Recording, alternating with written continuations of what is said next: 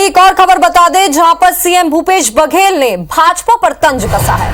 भाजपा में अविश्वास का वातावरण है, ये कहना है सीएम भूपेश बघेल का। सब कुछ ठीक ठाक नहीं चल रहा है। जगदलपुर प्रवास के दौरान भी सीएम भूपेश बघेल ने बीजेपी में बदलाव को लेकर तंज कसा है कि जो बदलाव के लिए आए थे पार्टी ने उनको ही बदल दिया। डी पुरंदेश्वरी की जगह नए प्रभारी को लेकर आए और इस बदलाव से कांग्रेस को कोई फर्क नहीं पड़ने वाला है।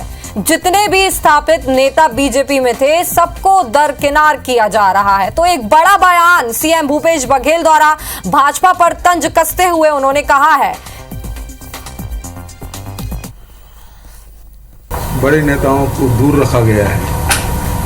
तो इससे स्पष्ट है कि भारतीय जनता पार्टी के अंदर प्रदेश में कुछ ठीक ठाक नहीं चल रहा है। बार बार प्रभारी बदले हैं, बदलने के बाद फिर नए गोपनीय ढंग से बैठक की गई है, तो इससे बहुत सारे संदेहों को जन्म देता है। बड़े नेताओं को दूर रखा गया है। तो एक बड़ी खबर आपको बता दें, जहां पर सीएम भूपेश बघेल ने भाजपा पर तंज कसते हुए कई सवाल भी उठाए हैं। सीएम ने कहा है कि छत्तीसगढ़ में कानून का राज है, सभी घटनाओं में पुलिस को सफलता मिली। वहीं ये भी कहा है भाजपा पर तंज कसते हुए कि भाजपा शासित राज्यों में दो कानून व्यवस्था, एक आम आदमी के लिए, दूसरा भाजपा के लिए है। और वहीं सीएम ने धमतरी में भाजपा की बैठक पर भी ये कहा कि ये गुप्त बैठक कई संदेहों को जन्म देती है। बहुत सारे भाजपा के बड़े नेताओं को नहीं बुलाया गया। इससे मालूम होता कि भाजपा में अविश्वास का वातावरण है, सब कुछ ठीक ठाक नहीं चल रहा है। तो कांग्रेस का एक बहुत बड़ा ये तंज बीजेपी को लेकर की गई है, तो इससे बहुत सारे संदेहों को जन्म देता है। चलिए, हमारे साथ इसी खबर पर कांग्रेस और बीजेपी नेता जुड़ गए हैं। पहले बात कर लेते, कांग्रेस से राजेंद्र तिवारी हमारे साथ जुड़े हुए हैं। तो सबसे पहला सवाल तो मैं कांग्रेस से ये करना चाहूंगी कि एक बड़ा बयान सामने आया और एक बड़ा आरोप लगा दिया गया है भाजपा पर कि अविश्वास का वातावरण है और भाजपा में कुछ भी ठीक नहीं चल रहा है, क्योंकि ये बैठक हुई है धमतरी में, इसको लेकर इतना बड़ा बयान सामने आया है। क्या वाकई में ऐसा लगता है आपको? देखिए, सबसे पहली बात तो ये है कि माननीय मुख्यमंत्री जी ने जो बात कही है, ये बात वही कही है उन्होंने जो बिल्कुल स्पष्ट रूप से दिखाई दे रही है पिछले कई महीनों से भारतीय जनता पार्टी के भीतर। और वो बात सार्वजनिक चर्चा का विषय भी है और किसी भी राजनीतिक व्यक्ति को, किसी भी सामान्य व्यक्ति को समझने के लिए ज्यादा दिमाग लगाने की आवश्यकता नहीं है कि भारतीय जनता पार्टी में गड़बड़ चल रही हो, तो सामने दिखाई दे रहा है। और पिछले कई महीनों से जिस तरह से उनके यहाँ खुल करके अंतर विरोध आ रहा है, सबसे पहले अध्यक्ष को हटाना, फिर विपक्ष के नेता को हटाना, फिर प्रभारी को हटाना, ऐसा लगता है कि जबरदस्त अविश्वास की भावना फैली हुई है भारतीय जनता पार्टी की छत्तीसगढ़ इकाई के भीतर। और उसके पीछे कारण ये है कि भारतीय जनता पार्टी के बड़े से बड़े कार्यकर्ता भी श्री भूपेश बघेल जी के कार्यों की तोड़ नहीं निकाल पा रहे हैं। जिस तरह से राज्य सरकार शानदार काम कर रही है, उसमें थोड़ी आलोचना कर देने से कुछ नहीं होता कि आपको केवल जिस प्रकार से एक ये बात भी सामने आई थी, उन्होंने ये भी कहा है कि सभी बड़ी घटनाओं में पुलिस को सफलता मिली है और सभी बड़ी घटनाओं को लेकर आरोपी भी गिरफ्तार हुए हैं। ऐसा बयान भी सीएम भूपेश बघेल ने दिया था। लेकिन हर जगह पे व्यवस्थाएं सही तरीके से नहीं चल रही। चाकूबाजी की घटनाएं और चोरी की घटनाएं लगातार सामने आती रहती है। नहीं, ये बात बिल्कुल ठीक कह रही हैं आप कि चाकूबाजी की घटनाएं खास तौर से कम उम्र के बच्चों में बढ़ी है। मगर एक बात मैं उतनी ही गंभीरता से जो आदरणीय मुख्यमंत्री जी ने कहा है, मैं उनकी बात को आगे बढ़ाने की बात करूंगा।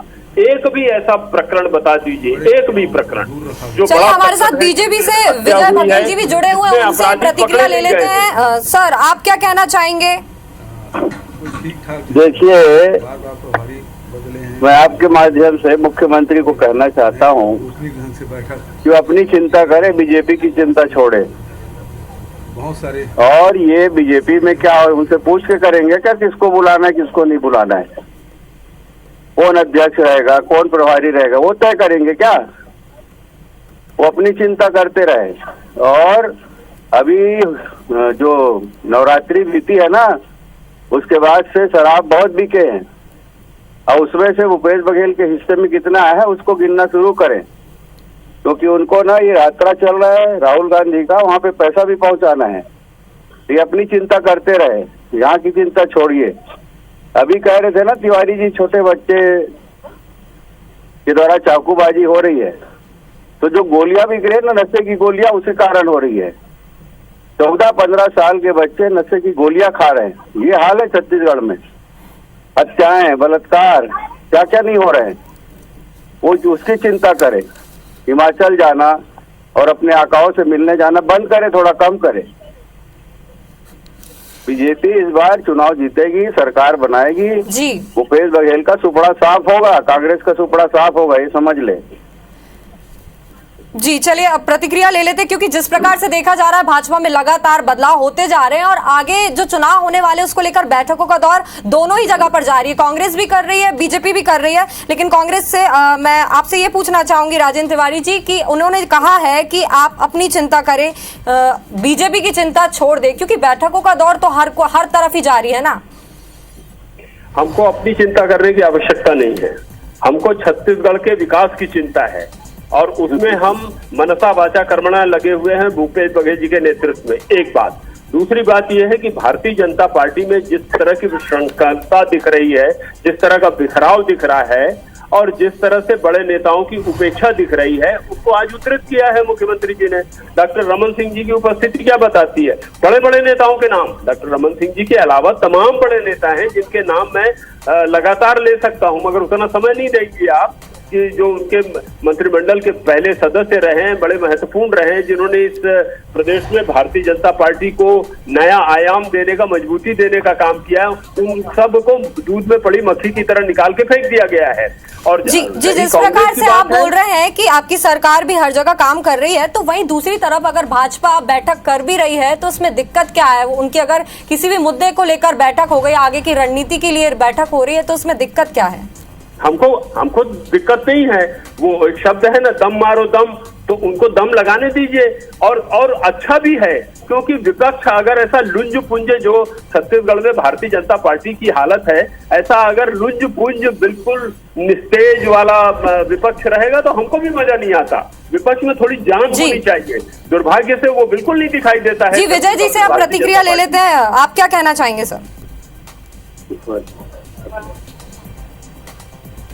इसमें क्या है कि ये जो बोल रहे हैं ना, उपेक्षा कर रहे हैं। आप टीएस से देख क्या हाल करके रखे हैं, आपके मंत्री हैं, क्या हाल है उनका, वो देखिए आप। और किस मंत्री की क्या हैसियत है इनकी सरकार में? सेंट्रलाइज करके रखे भूपेश बघेल जी, किसी मंत्री की कोई हैसियत नहीं है।